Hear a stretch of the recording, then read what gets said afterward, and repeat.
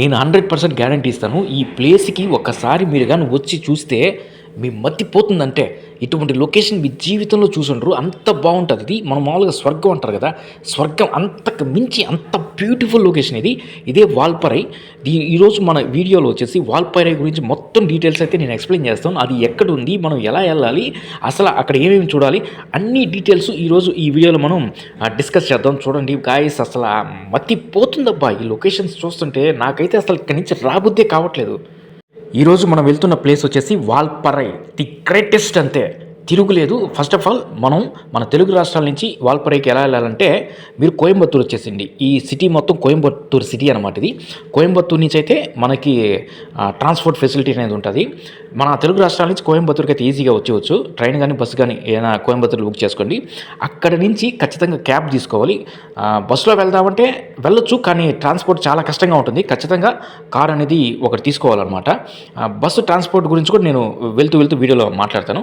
మనం కోయంబత్తూరు నుంచి వాల్పరై వచ్చేసి 110 కిలోమీటర్లు అప్రాక్సిమేట్లీ అలా ఉంటుంది. నేను ఎందుకు క్యాబ్ బుక్ చేసుకోమని చెప్పానంటే, అక్కడ ఉన్న ప్లేసెస్ మొత్తం చూడడానికి మామూలుగా పబ్లిక్ ట్రాన్స్పోర్ట్ అయితే అవైలబిలిటీ లేదు. మనం కోయంబత్తూరు నుంచే చేసుకోవాలి. ఒకవేళ మనం సింగిల్గా వెళ్ళాలంటే పొల్లాచ్చికి వెళ్ళి అక్కడి నుంచి బస్సు పట్టుకొని అక్కడికి వాల్పరైకి వెళ్ళి అక్కడి నుంచి లోకల్గా ఉండే సైట్ సీయింగ్ ప్లేసెస్ అని చూడొచ్చు. అది చాలా కష్టమైన పని.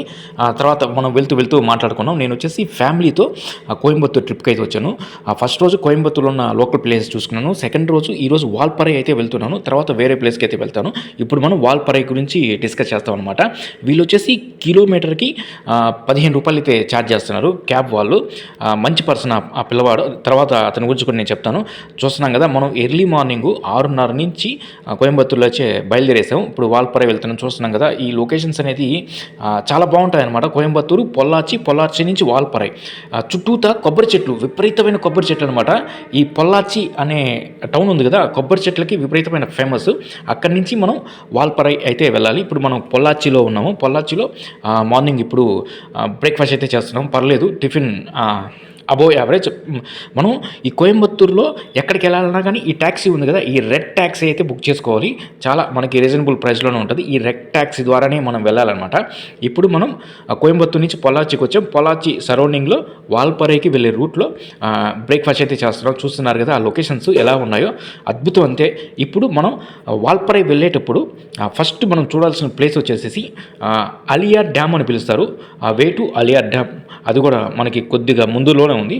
అది కూడా చూపిస్తాను. చూడండి గైస్, ఏ విధంగా ఉంది లొకేషను. ఇది అలియార్ డ్యామ్ లొకేషన్ అనమాట.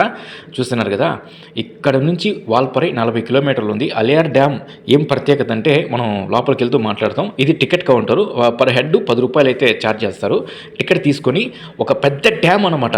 ఈ పొల్లాచి, ఈ సరౌండింగ్ ప్లేసెస్ కన్నిటికి ఈ అలియార్ డ్యామ్లోంచే వాటర్ అనేది వెళ్తాయన్నమాట. చూస్తున్నాం కదా, లోపలికి వెళ్ళాము. వాటర్ కొంచెం తక్కువగా ఉంది. ఈ అలియార్ డ్యామ్ లొకేషన్ అనేది చాలా బ్యూటిఫుల్గా ఉంది.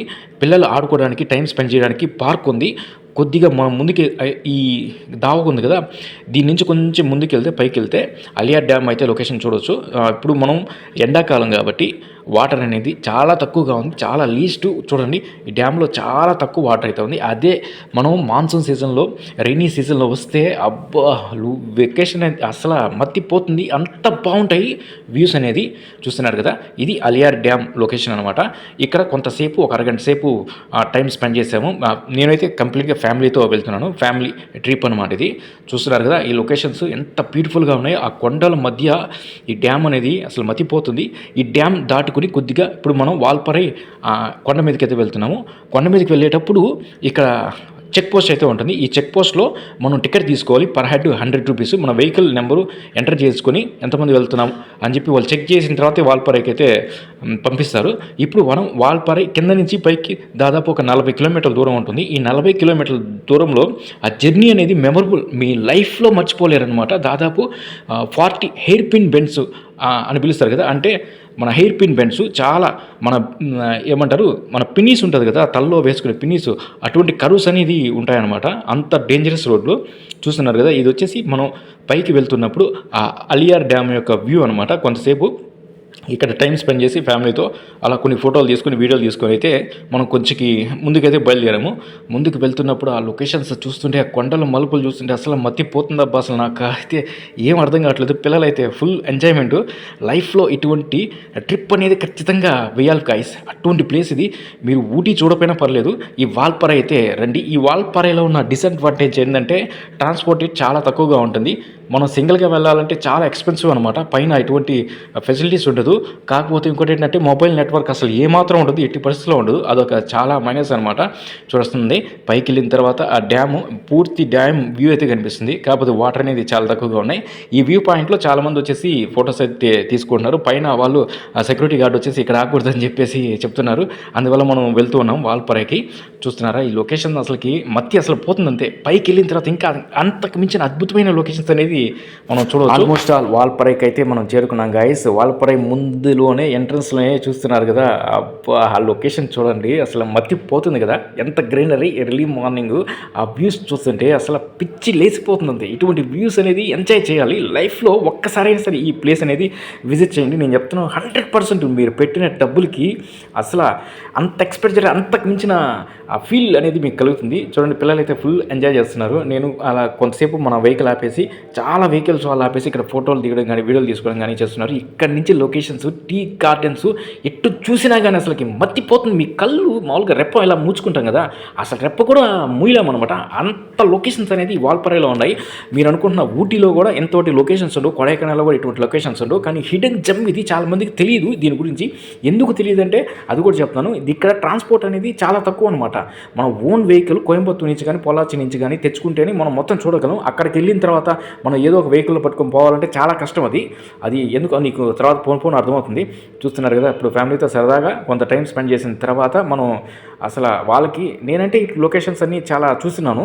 కాకపోతే ఫస్ట్ టైం వాళ్ళని కూడా, ఫ్యామిలీని కూడా తీసుకురావాలని చెప్పేసి వాళ్ళని తీసుకొచ్చేసి మొత్తం చూపిస్తుంటే వాళ్ళ ఆనందానికి అసలు అడ్డే లేదనమాట. అంత బాగా వాళ్ళు ఎంజాయ్ చేస్తున్నారు ఈ ట్రిప్ అనేది. ఇప్పుడు చూడండి, అబ్బా చూడండి ఆ లొకేషన్ చూడండి. మేఘాలు ఉన్నాయి కదా, మేఘాలు అలా పడుతుంటే నేను ఎక్స్పెక్ట్ చేశాను వర్షం పడితే బాగుంటుంది అనుకున్నాను. కానీ వర్షం అయితే పర్లేదు, ఇప్పుడు ఎండాకాలం కాబట్టి. ఈ గార్డెన్లో ఎక్కడో ఒక ఇల్లు ఉంటుందబ్బా. ఆ ఇల్లు వాళ్ళు అనిపిస్తుంది మనకి, వీళ్ళు ఎలా ఇక్కడ జీవనం సాగిస్తున్నారు, కనీసం మొబైల్ నెట్వర్క్ లేదు కదా, వీళ్ళు ఫుడ్ ఎలా చేసుకుంటారు అనిపిస్తుంది. కానీ వాళ్ళ లైఫ్ చాలా ప్రశాంతంగా అయితే ఉంటుంది. అది మనం తెలుసుకోవచ్చు. ఇప్పుడు ఫైనల్గా మనం వాల్పారై టౌన్కి అయితే చేరుకున్నాము. ఇది ఒక చిన్న టౌన్ అబ్బా, ఇది వాల్పారై. చూస్తున్నారు కదా, దాదాపు 1.5 or 2 hours మనం కోయంబత్తూరు నుంచి వాల్పారై దాదాపు 110 కిలోమీటర్లు ట్రావెల్ చేసిన తర్వాత వాల్పారైకి అయితే వచ్చేసాము. ఒకవేళ మీరు వాల్పారై వచ్చి రూమ్స్ తీసుకోవాలంటే ఈ టౌన్లోనే తీసుకోవాలి. ఇక్కడ కనుక్కున్నాను రూమ్ కాస్ట్ ఎలా ఉంటుందంటే, హోటల్స్, కాటేజెస్ అన్నీ ఉన్నాయి. బేసిక్ 1000 రూపాయల నుంచి, బడ్జెట్లో కావాలంటే 1000 రూపాయల నుంచి అయితే ఉన్నాయి. మనకి ఏ ఇబ్బంది లేదు. కాకపోతే ట్రాన్స్పోర్ట్ ఒకటే, మనం అనుకున్న ప్రతి లొకేషన్ చూడాలంటే ఇక్కడ పబ్లిక్ ట్రాన్స్పోర్ట్ అయితే ఎట్టి పరిస్థితి లేదు. బస్సులు లేవు, ఏం లేవు. ఆటోలు కూడా కొంతమంది వస్తారు, వాళ్ళని మాట్లాడుకొని పోవాలి. కార్లను కూడా వాళ్ళు హెవీగా ప్రైజెస్ అయితే ఛార్జ్ చేస్తారు. అందువల్ల నా సజెషన్ ఏంటంటే కోయంబత్తూరు నుంచి వచ్చి డైరెక్ట్గా తీసుకుని వాల్పారైకి వెహికల్ తీసుకోనండి. చూడండి ఆ వ్యూస్ అన్నీ మొత్తం ఎంజాయ్ చేయండి అబ్బా. చూడండి ఫ్యామిలీ వాళ్ళు, మా వైఫ్ అమ్మాయిని తీసుకెళ్ళి మొత్తం చూపిస్తూ ఉంటాయి. అమ్మాయికి అసలు మెంటల్ పట్టిపోయింది. అసలు ఏందో అసలుకి ఫస్ట్ టైం చూసే లోపల అసలు మతిపోయింది. అసలుకి అంత బాగుంటాయి లొకేషన్స్ అనేది. చూడండి ప్రశాంతమైన వాతావరణం, అసలు ఎవరు లేరు అసలుకి. మేము మాత్రం ఉన్నాము, మాతో పాటు ఎక్కువ మంది టూరిస్టులు ఉన్నారు. అదే మీరు ఈ సమ్మర్ సీజన్లో హిల్ స్టేషన్కి వెళ్తే ఎటు చూసిన క్రౌడ్ ఉంటారనమాట. ఆ క్రౌడ్ అనేది ప్రశాంతంగా మనం ఎంజాయ్ చేయాలంటే ఈ నేచర్ని, క్రౌడ్ లేని ప్లేస్కి వెళ్ళాలి. చూడండి అబ్బా, అసలు ఎటువంటి డిస్టర్బెన్స్ లేదు. మనం మొత్తం లొకేషన్స్ అంటే లొకేషన్ అని చెప్పడానికి ఏముండదు, మొత్తం చూసుకోండి. ఎటు చూసిన లొకేషన్స్, మనం వెళ్తున్న ప్రతి దారి లొకేషన్సే. చూడండి చిన్న చిన్న ఇల్లు, ఎక్కువ మనుషులు, అబ్బా అసలు మాటలు ఉన్నాయి కదా, మాటలే నాకు అసలు రావట్లేదు. ఎట్టి చూసినా అంత అద్భుతంగా ఉంది, గ్రీనరీ ఉంది. పిల్లలైతే ఫుల్ ఎంజాయ్మెంట్. ఫస్ట్ టైం మీ లైఫ్లో ఎవరైనా ఇటువంటి ప్లేస్కి వచ్చారనుకో, మీకు ఏ ప్లేస్ అయినా సరే తక్కువ అనిపిస్తుంది, అంత బాగుంటుంది ఈ లొకేషన్. వాల్పారై పేరు గుర్తుపెట్టుకోండి. వాల్పారై కోయంబత్తూరుకి 100 కిలోమీటర్లు, 110 కిలోమీటర్ల దూరంలో ఉంటుంది. అలాగే పొల్లాచికి టౌన్కి 60 కిలోమీటర్ల దూరంలో ఉంటుంది. మనం ఈ లొకేషన్స్ అంతా చూసుకొని ఇప్పుడు ఒక వ్యూ పాయింట్కి అయితే వెళ్తున్నాము.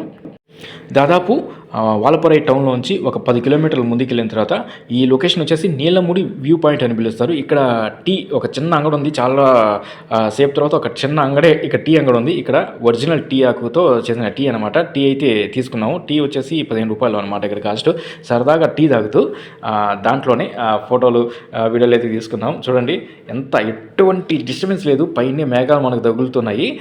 ప్రశాంతమైన వాతావరణం. క్రౌడ్ కూడా చాలా తక్కువ, లీస్ట్ తక్కువ అనమాట.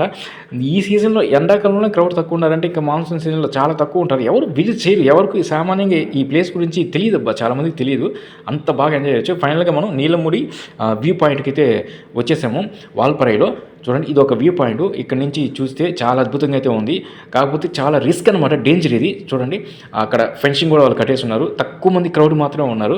అంత బాగా ఇక్కడ టైం దాదాపు ఒక హాఫ్ అన్ అవర్ పాటు టైం అయితే స్పెండ్ చేసాము. కింద నుంచి ఇక్కడికి దాదాపు ఒక 2 కిలోమీటర్స్ ఉంటుంది. ఆ 2 కిలోమీటర్స్ మనం నడుచుకుంటూ మెట్లు ఎక్కుకుంటూ రావాల్సి వస్తుంది. కొంచెం మా పిల్లల్ని కూడా మాతో పాటు వచ్చిన ఆ ట్యాక్సీ అబ్బాయి అయితే ఎత్తుకొని తీసుకొచ్చాడు. చాలా మంచి పిల్లడు. చూడండి అతని గురించి నేను తర్వాత వీడియో లాస్ట్లో చెప్తాను.